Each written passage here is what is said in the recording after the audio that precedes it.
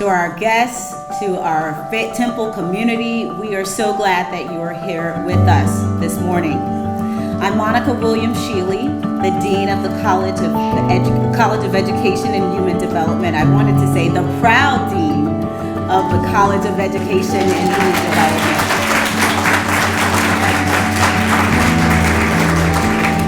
We thank all of you for being here for this momentous occasion.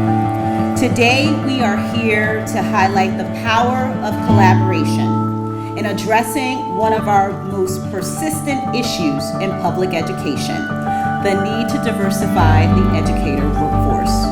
And if you didn't believe this is a persistent need, check out the data that Juliet is sharing with all of you around the room. Today's event is an example of how our college is living out its commitment to social justice, equity, and community uplift, and how we are cultivating and nurturing our acres of diamonds.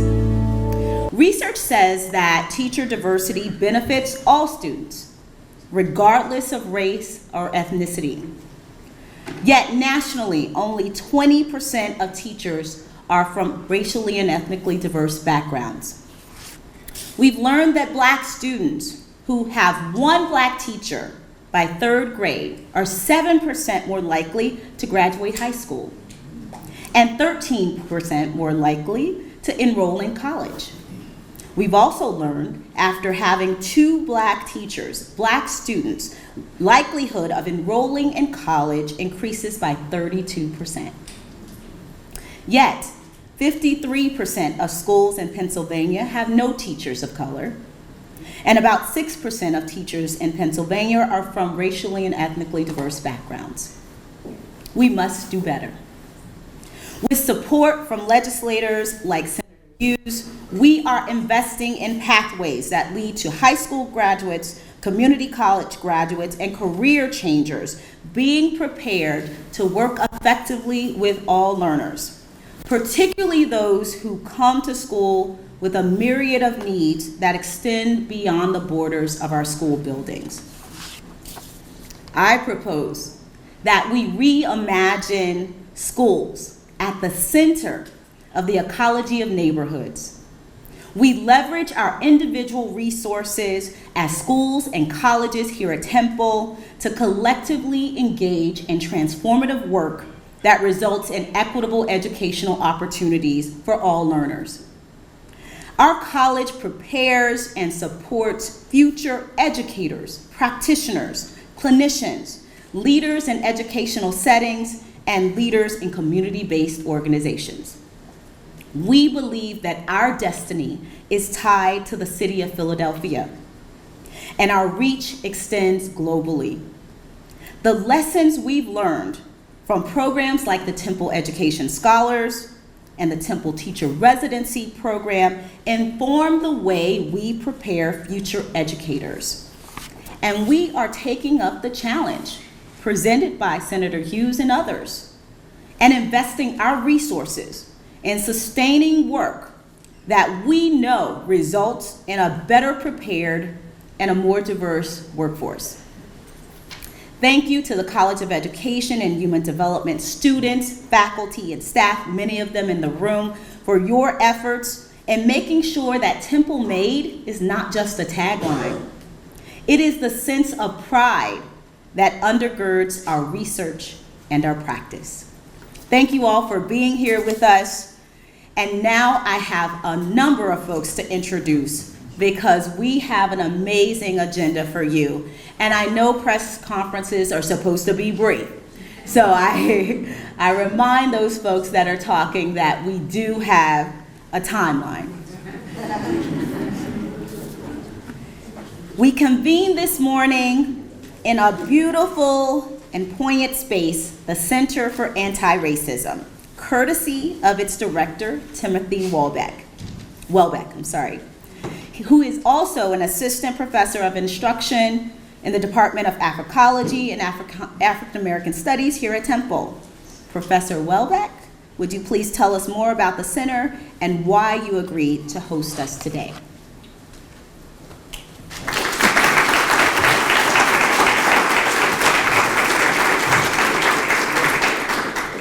Thank you, Dean. Good morning.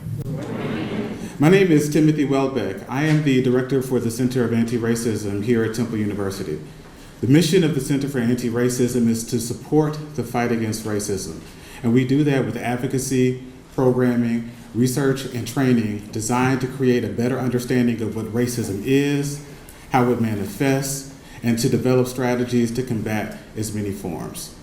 We're pleased to host this press conference today to announce this exciting partnership between the state of Pennsylvania and Temple University. Malcolm X once said, "Education is the passport to the future, where tomorrow belongs to those who prepare for it today." Regrettably, so many in our state are underprepared or miseducated, as Carter G. Woodson once said. And this is a lament that he decried a century ago, a problem that Mary McLeod Bethune-Cookman worked her entire career to correct. And we now have empirical data, just as the dean just told us, that supports the idea that educators, particularly educators of color, can change the trajectory of their students. And we all benefit mightily from a diversity of voices and perspectives. For me, that came from people like Mrs. Crowder, Mrs. Williams, Mrs. Body, Mrs. Miller-Brown, from Sheila Vance, from Tiffany Graham, from Ruth Gordon, from Terry Ravenel. These are people who helped shape the man that I am today. And for many of us in this room, there are countless of those who are shaped by educators, particularly like our beloved late President Joanne Epps. And in this way, today, we are stamping the passport for the future by preparing, training, and recruiting educators to help prepare the next generation of leaders who will prepare the next generation after them. And so again, my name is Timothy Welbeck. I welcome you all today, and we're excited about this new partnership.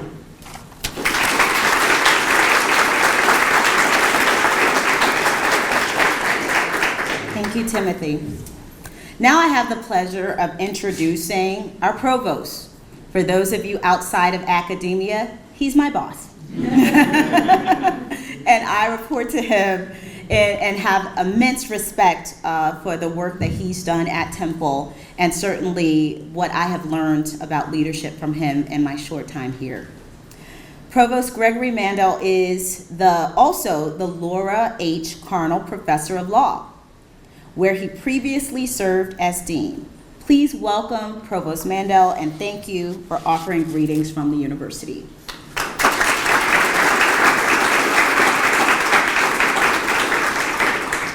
Thank you, Dean Shealy, and thank you for your wonderful leadership of our College of Education and Human Development. By the count I was just doing in my head, I think you just recently celebrated your 100th day as dean.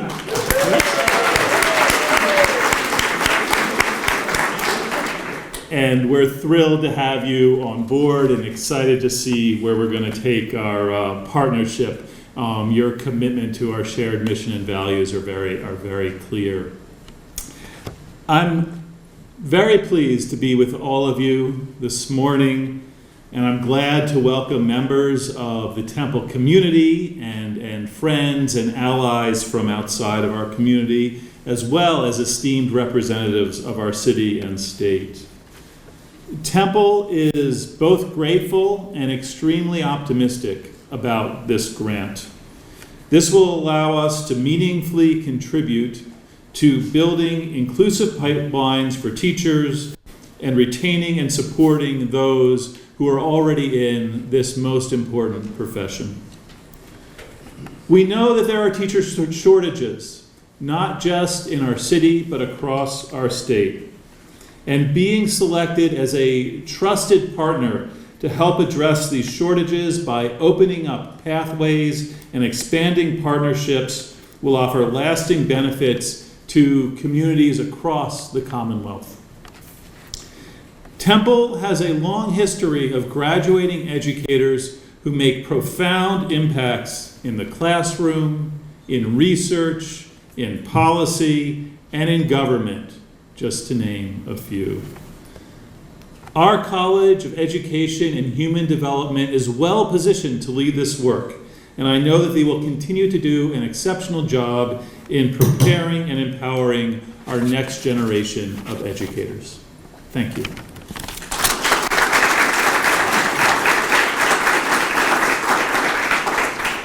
Thank you again, Provost Mandel, for your comments. And at this time, I'd like to introduce to some of you, but most of you in the room know him well. That's Senator Vincent Hughes. Senator Hughes has been a champion for Read the whole thing. Do not. It's too long. Read it. It's a paragraph. I promise. Senator Hughes.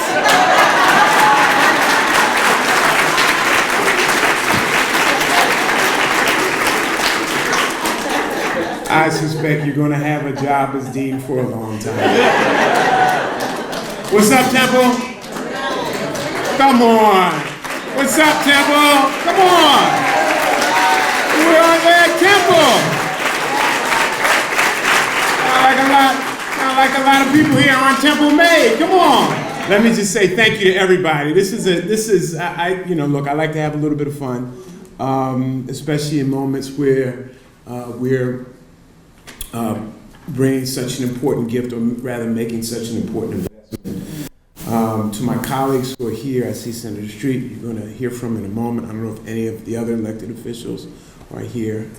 Let me just say thank you for joining us, and thank you for being part of a recognition that this most important profession,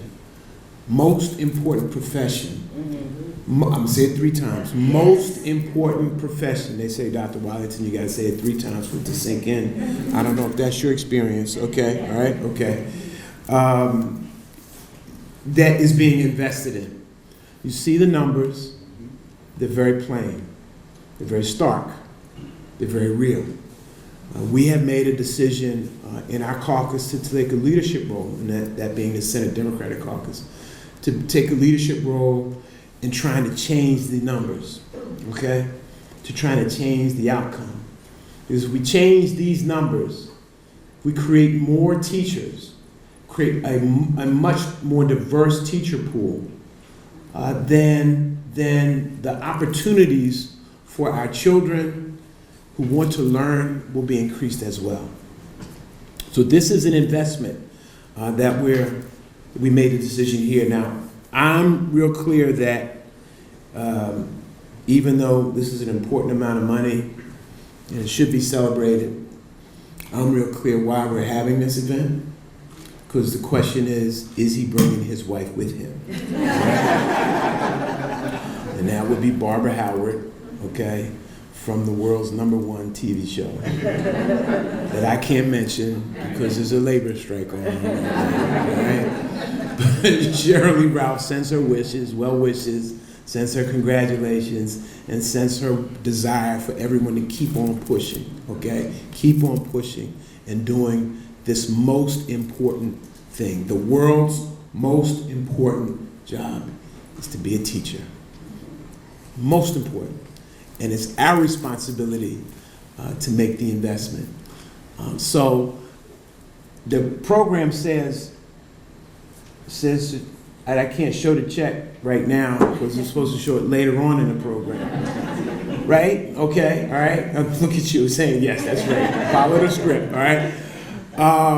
But this is part of an effort that we have started in this past year of investing in Temple and other places, and I have to give our good friend Sharif El-Mekki a shout because of his incredible work in this space. And Brett, thank you very much for, used to be on my team, now you're on the district's team now, okay, and helping to shape this, and of course our guy Michael Deary in Harrisburg for doing this as well, for educating us, Jenicky, you too, for educating us about why we need to make a structural, long-term commitment in investing in this.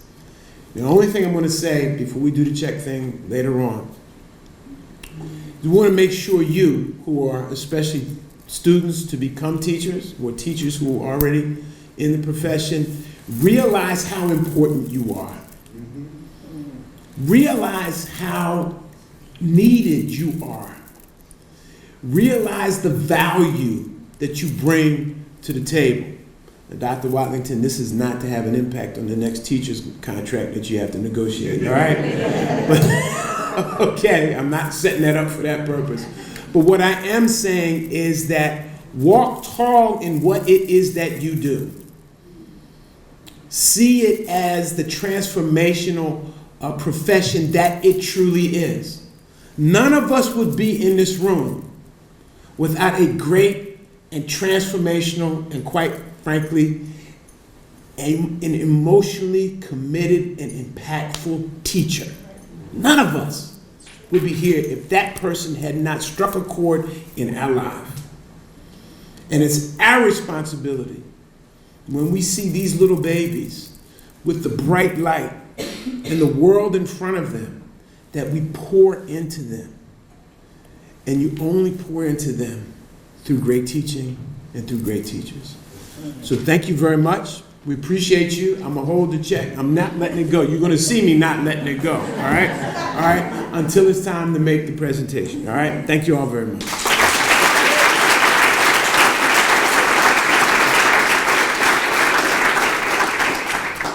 Thank you, Senator Hughes. And yes, I follow directions well. You're noticing a pattern in our speakers. They're talking about the power of the profession. All of us, I see heads nodding in the room. All of us can think back to that one or more teachers who had a powerful influence on who we are today. My background is in teaching. I was a special education teacher in Florida. And my leadership today of our college is rooted in my experiences teaching students with learning disabilities and emotional or behavior disorders, many of them young Black boys. So I want to bring that home, that this is personal for all of us, right? And so I want to introduce Senator Street, who will join us and probably tell his powerful story as well.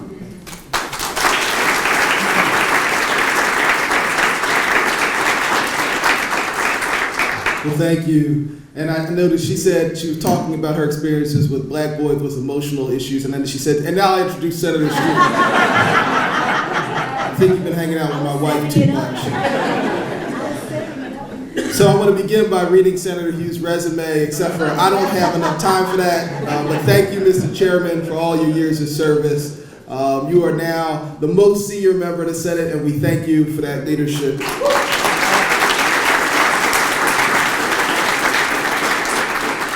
I want to also acknowledge and thank my colleague, Senator Tina Tartaglia, who is on the board of Temple, and whose district is just on the other side of 5th Street, with whom we share the Temple community, even though most of it's in my district. I want to thank Representative Kenyatta and Representative Bullock, who also share our representation in Temple. It really is a team effort, even though Vince has most of the money. You know, there are so many teachers that impact you in so many ways. When I think of a teacher, I'm always going to have to think first of my mother, who was the first teacher in my life and who was also a school teacher for 35 years in the Philadelphia public school system. I watched not only what she did with us, but then how she would prepare her bulletin board. And we'd go to the store and buy all kinds of things for her classroom. And we would think that these things were for us as kids, and she'd tell us they weren't. How the holiday time she bought all kinds of stuff. And for holidays, some of which we didn't even celebrate, because she had to understand the diversity of holidays that existed in Philadelphia. And she thought it was important that even if she had a classroom in Kensington where maybe there weren't very many Jewish students, that young people understand the Jewish holidays, or if there weren't a whole lot of Muslim students, that they understand the Islamic holidays. She thought it was important because she thought that she was not only teaching kids to read and write, and that was not always easy, or do mathematics, but they had to teach basic social skills so that we could learn to work together. She taught between kindergarten and 3rd grade. And so many of us, particularly some of my colleagues in the legislature, need to go back to that period. I really do. Because learning and the learning experience is not just about being able to do complex equations. It's learning how to be a member of a civilized society. It's learning how to care about one another. It's learning how to work in a group. It's learning how to function as a society to be kind to one another. And so we thank all the teachers who are out there who are doing this work. I thank the chairman for his leadership in our making this important investment, and all the people who will teach the teachers how to do those things. And I'm just so glad to join you in making this investment, because hopefully we will bring about people who have that lifetime commitment to helping others learn like my mama did. Thank you so much.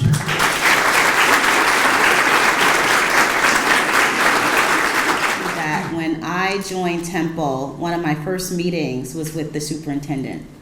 And I came in, I didn't know what kind of superintendent he would be. Some are like, oh, here are the folks from the university. Okay, 5 minutes and then you're out of here. And then others are telling us what a terrible job we're doing in preparing teachers, and you can take them back. But I didn't hear any of that from Superintendent Watlington. What I heard was, we want to partner with Temple. We want to partner with your college.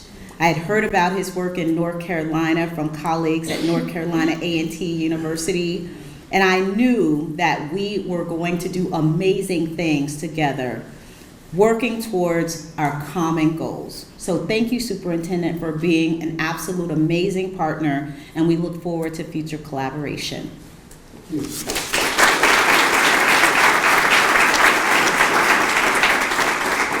Good morning.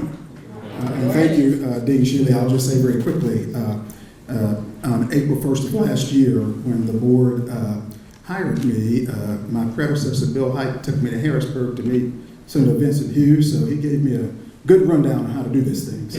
So I knew we better be a partner with everybody. I'm really pleased to be here with Senator Hughes, Senator Street, and other members of this very fine community. I'm joined today by our Chief Learning Officer, Dr. Michael Farrell. Dr. Farrell, where are you? Dr. Farrell here, and Monique Braxton, our district spokesperson, Deputy Chief, and our Deputy Chief for Community Relations, Edmund Santana, and someone who used to work with Senator Hughes, who you know very well, Mr. Fred.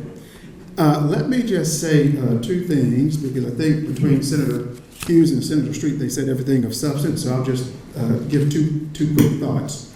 Number one, this is so important, because when I think about the pipeline of teachers nationally being down by 50%, 66% in the Commonwealth, and this slide here shows everything.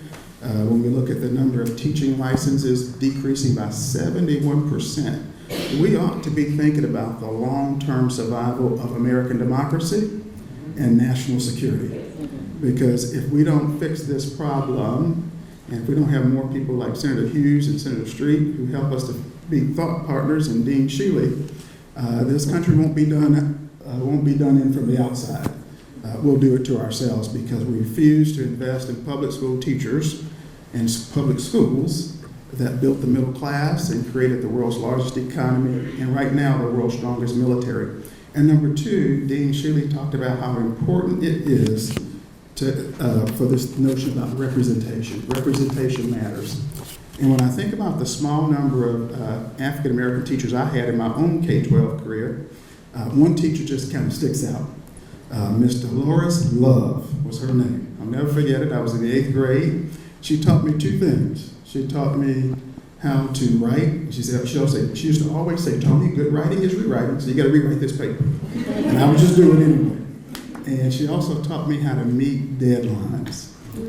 Truthfully, I remember three things about Mrs. Love. She taught me how to write, how to meet deadlines, and I distinctly remember I had a very innocent crush on my 8th grade teacher. And years later, people say you should always go back and tell a teacher what difference they made. One day I may call Miss Love. So that said, the power of a teacher, the most important job in these United States, as the senator said. Good morning and thank you.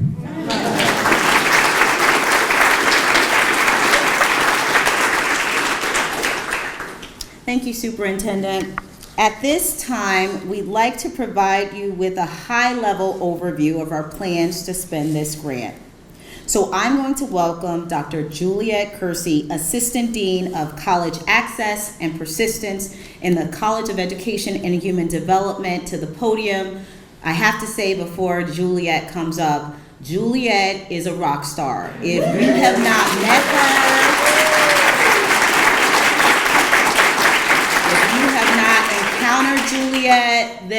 spend some time with her. She came into our first meeting highly powered, ready to go. Like, here's my stuff, here's what we've been doing. And I said, hey, I'm here to help. And she has been amazing in so many ways, and she is the perfect person to lead this collaborative effort. So thank you, Juliet.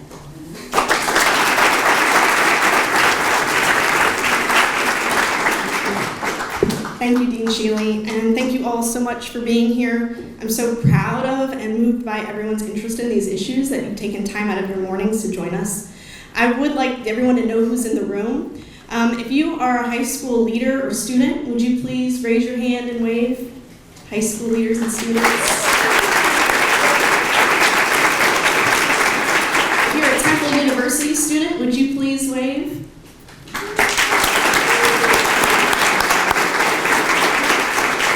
I know Sydney joined us. She's an alumna. She's currently teaching at Moffitt Elementary. Thank you for being here, Sydney. She's and your principal.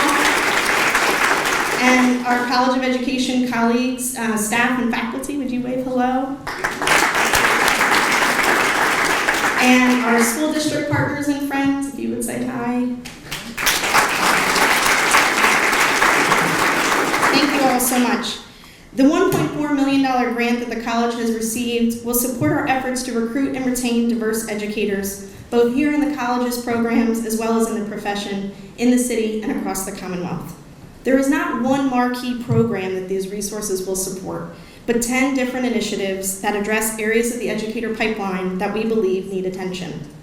Of course, the most obvious and perhaps preferable way to spend $1.4 million to address these issues, specifically the need for more Black, Indigenous, and people of color in teaching, would be to provide scholarships for undergraduate and graduate students as to become educators. However, the federal spending guidelines do not allow for that. So instead, we're building off of the programming that we've engaged in as a college, such that there are varied opportunities for high-quality experiences in teacher preparation here at Temple, and so that those who complete our programs thrive in their chosen profession. With this funding available to us through June 2025, the College of Education and Human Development will be able to offer free summer programming, as well as dual enrollment course experiences focused on career pathways and education to 150 high school students from across Pennsylvania.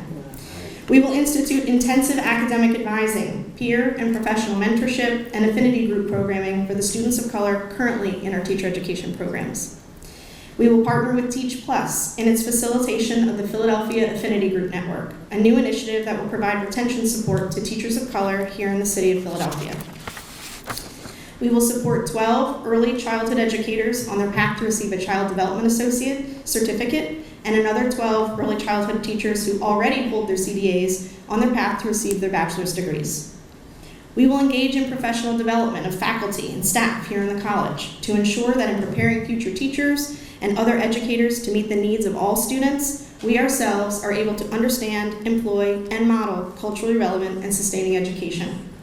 We will continue a project previously funded by the William Penn Foundation that convenes 20 teacher education faculty from around the state in a community of practice focused on the integration of culturally relevant and sustaining education competencies into coursework.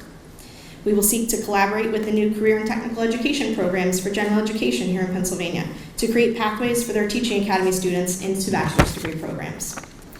The graduate students who participate in our Education Leadership Pathway program from the School District of Philadelphia will have the opportunity to engage in workshops in the areas of instructional practices, special education, and school law. Finally, we will continue our efforts to recruit inspiring new students at the graduate level for innovative programs for aspiring educators like the Temple Teacher Residency Program. Through this project's various initiatives, we aim to impact about 250 people and further create the context and conditions that encourage more people to enter and stay in this incredibly important and worthy profession. Many of my faculty and staff colleagues in the College of Education and Human Development will be involved in carrying out these initiatives, and we will hire a full-time project coordinator to keep us all organized and track our activities' impact. Of course, we don't do this work in isolation. We have been fortunate to call as collaborators and friends our colleagues from such organizations as Research for Action, the Center for Black Educator Development, the Philadelphia Mayor's Office, the School District of Philadelphia, specifically Science Leadership Academy at Beaver, Teach Plus, the Philadelphia Citywide Talent Coalition, the Pennsylvania Educator Diversity Consortium, Philadelphia Charters for Excellence, Teach for America Greater Philadelphia, the Community College of Philadelphia, the Teacher Education Alliance, and our colleagues with the Temple University Council for Teacher Preparation, just to name a few. This city and state are very fortunate to have such a vast and deep community of committed individuals and organizations focused on these issues, and we at Temple are grateful for the opportunities to collaborate with everyone.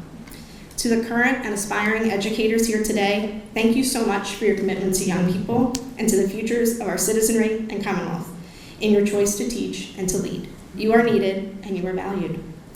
Before I close and introduce our final speakers, I'd like to thank Dr. Mameen, Dr. Shaw, and Dr. Pokorny Golden of the Pennsylvania Department of Education, all of whom sent their congratulations and well wishes from Harrisburg. And I'd like to thank some of the college's generous benefactors. The William Penn Foundation has invested in teacher education initiatives in the college for many years, for which we are grateful. Additionally, Joshua and Harriet Burks-Kalin and Stephen Smith and Ellen Kurtz have generously supported scholarships for those who aspire to teach in Philadelphia. Consequently, the Philadelphia high school students who participated in the Temple Education Scholars Dual Enrollment Program last year and those participating this year are eligible to receive last dollar tuition scholarships if they pursue their bachelor's degree in education here at Temple University. We are incredibly grateful on behalf of our students for their generosity, and we know that this financial support is essential to our efforts to address the teacher shortage and the lack of teachers of color. I hope that you're excited and inspired by all the activities that I outlined that this grant will fund. And to share a bit about the impact on the ground in schools related to these efforts, we have two additional speakers.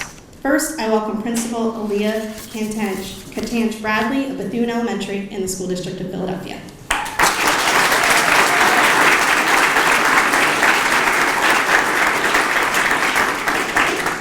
So I had a little speech, sir.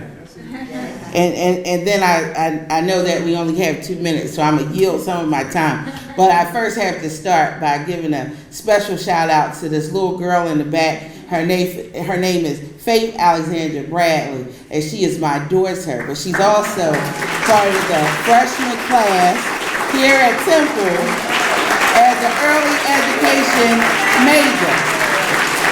She will be a teacher, and I'm very proud of her for that. Oh yeah. Oh yeah, all right. Elementary school, here we come.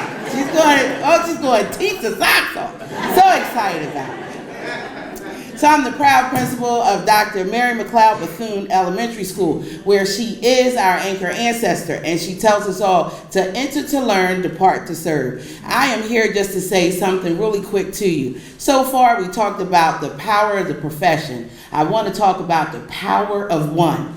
It is all of our responsibility to solve this crisis. It is on you as it's on me. How many of you have seen a young king or a young queen who may be tall, agile, shot a basket, and you say, wow, do you play basketball? How many of you in this room have asked any little young king or queen that you've seen, intelligent, agile, smart, cute, and said, you would make a great teacher? We all have to start with ourselves. I have 4 daughters, and I tried to recruit all 4, but I got the last one.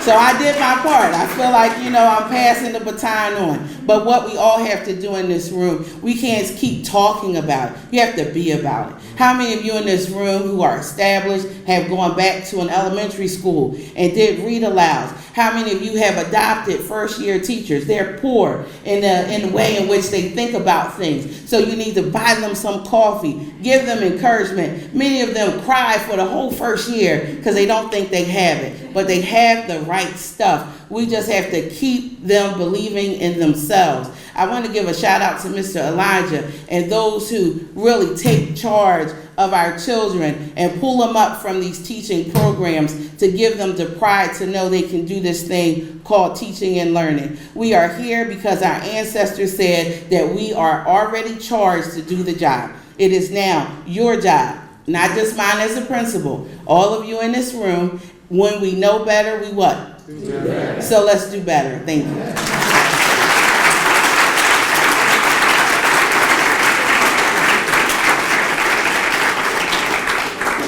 Next, I'd like to introduce Lucas Santiago. Lucas is a first-year secondary education social studies major here at Temple.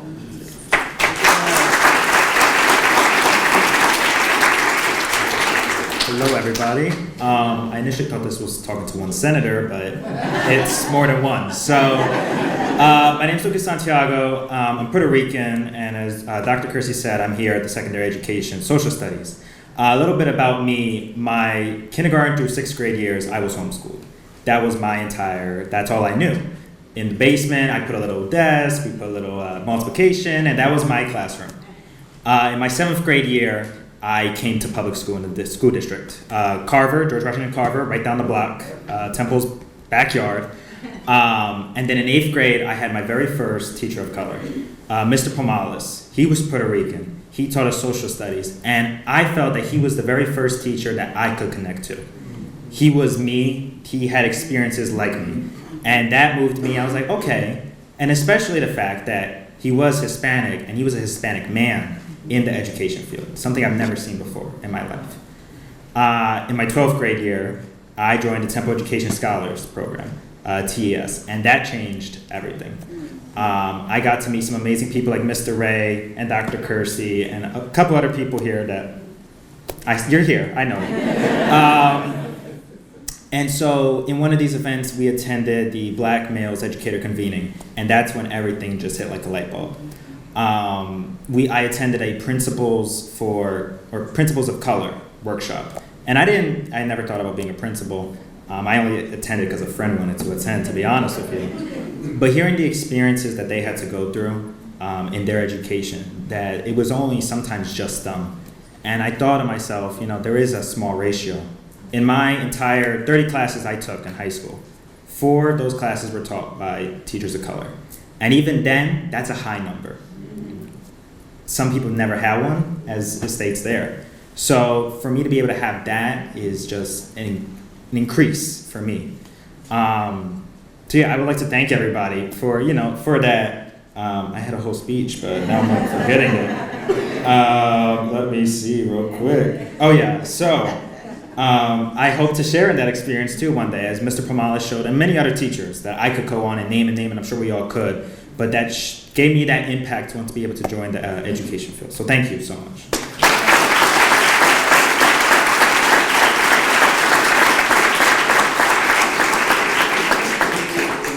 Thank you, Lucas. And we have been joined by Representative Kenyatta. Right? I'm just on this side. Don't you worry about it. I move around quickly. Obviously not this morning because I'm a couple minutes late. But in general, in practice, I try to move around quickly. So I just want to repeat something that I'm sure has been said today and that we all know. All young people in any educational context need mirrors, windows, and sliding doors. We all know that.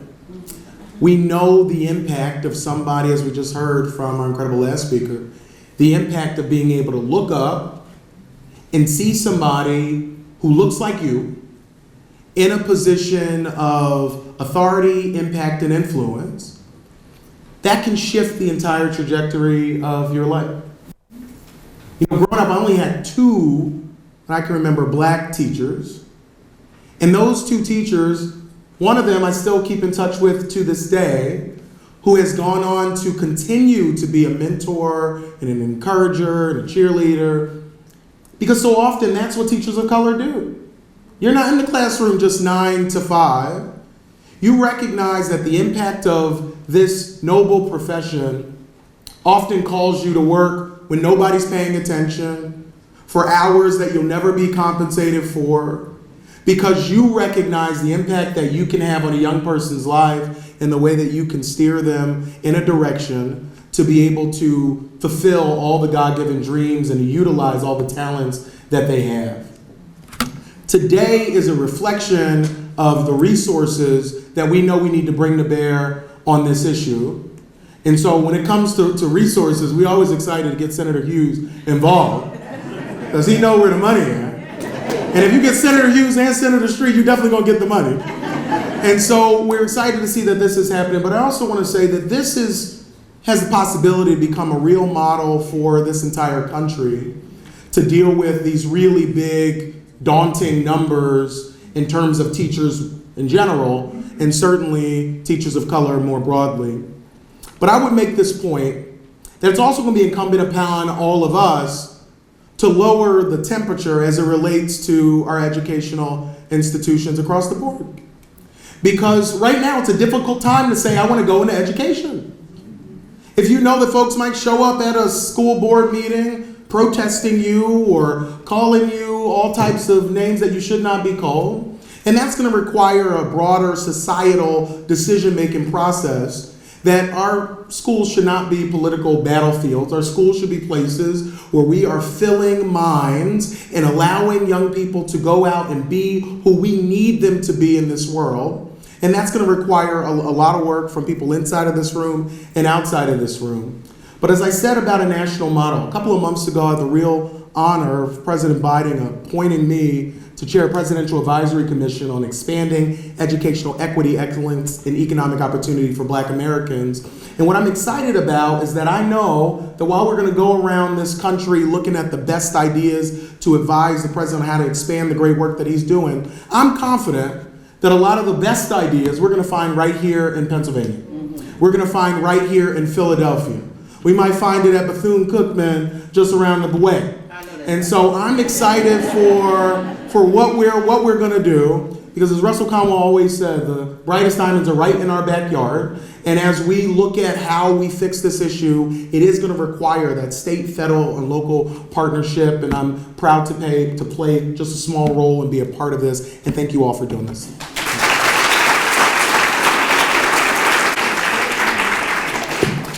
At this time, I'd like to turn things over to Senator Hughes and Dean Shealy for the check presentation. Students, why don't you come up as well? Malcolm, before we do this, and Dr. Watlington, you need to join me as well. And Madam Principal, I see that light on your, yes, I see that, okay. You know, I'm thoroughly in love with that. Hey, that light's over here too. Okay. Before we do this, I'm obligated, especially given this room, and this is where you really need to take the pictures, and if you're going to record a message, you need to record this message. On February 7th of 2023, President Judge of Commonwealth Court in Pennsylvania ruled without any hesitation or any question in a 786-page decision. And Provost, they say that when it's that long, that means something. That the way the state of Pennsylvania funds public education is unconstitutional and inadequate. It is unconstitutional and inadequate. Months passed, and when it was time, the last days, to challenge that decision and take that ruling to the state Supreme Court, the forces who wanted to continue the unconstitutional status and inadequate status chose not to. This court case, Malcolm, was going on for almost 10 years, originally filed November 10th, 2014. In the course of the trial, and I'm saying this to all the principal, the teachers in this room, and all the would-be teachers in the room, the lawyer representing the opposition asked the question in court, why should a child on the hamburger flipping track be required to learn algebra? Why should a child on the McDonald's track be required to learn algebra? This lawyer, brazen enough to ask a question, Dr. Watlington, I know you are a history person, that reminds us, harkens back to the days of the Confederacy, asked that question. We have a 786-page ruling in our favor to resolve this crisis. The acknowledged and accepted by the court, Sharif, you are a lawyer, and if the professor from Penn State, Brett, I'm sorry, Temple people, but he's the acknowledged expert. The president judge has accepted his testimony as to be the data. That's the data. This is accepted data. Says that in this school district here in Philadelphia, to get to constitutionality and to get to adequacy, every student deserves $7,900 more per student. Yes, sir. Simple math, in a school of about 500 students, that's probably about $4 or $5 million additional to that school. I asked you, what would you do with an extra $4 million in your school? Oh, we would bring some upgrade. Dr. Watlington, what you could do with additional funding like that. Make your list, all right? And so I raise this point right now because I have everybody in the room. We got a captive audience. You know we got to take advantage of the captive audience like a good teacher would, all right? To say that this conversation does not stop here with this awarding of this grant. This conversation of adequacy, this conversation of constitutionality must be adopted and advocated by everyone in this room. For years, we've known of this problem. The state of Pennsylvania has been unconstitutional since when Malcolm was in first grade. For real. All right? But we sit on a surplus in Pennsylvania of $8 billion. How much is that, Drew? $8 billion. We sit on a rainy day fund that now totals $6 billion. That's money that's just sitting there. In both circumstances, just sitting there unutilized. If we do not have the fortitude to advocate for the release of those funds to address this unconstitutional and inadequately funded situation, then shame on us. And all the times and all the grants that we could pull together to advance the profession of teaching and bring more people into it, if we allow our children to continue, if we allow our teachers to continue, if we allow our bus drivers and our classroom aides and our climate offers to continue to work in buildings that are not up to snuff and do not have the resources, then shame on us. So we celebrate this moment, but we must understand that the charge is bigger than this. And that we must be in the business of advocating in a moment when the state has unprecedented funds. Unprecedented. Senator Street made the kind remembrance that I am the most senior member in the Pennsylvania Senate and in the Pennsylvania House. I've seen lots of budgets, lots of governors, lots of legislators. At no time have we ever had this kind of money. No time. What we gonna do? What we gonna do? It's on us. So, after that moment of sobriety, here it is. Come on, come on.